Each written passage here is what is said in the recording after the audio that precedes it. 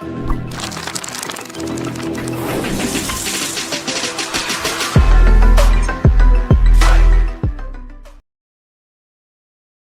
us now learn how to inspect arrays, that is, to view the information. We have specified our arrays 1, 2, 3, 4, 5, and the data type is integer.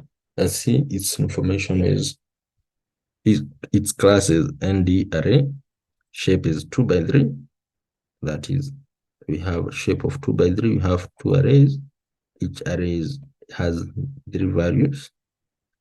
Then the item size, it has 8 items, and our type is integer as specified at the top. Then let's see its data type. It's integer as specified. Its shape should be 2 by 3 as specified when creating the array. Then let's see its length. It's 2. Let's see what that means.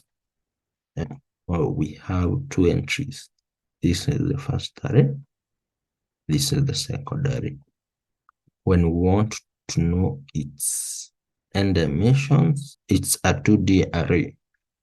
Then we can inspect its size. It's 6, that is 1, 2, 3, 4, 5, 6 entries.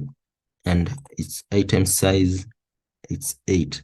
The item size is the number of entries, 6 plus the items it has, 1 and 2.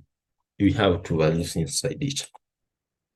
Then the end byte function is used to find the number of bytes the array has.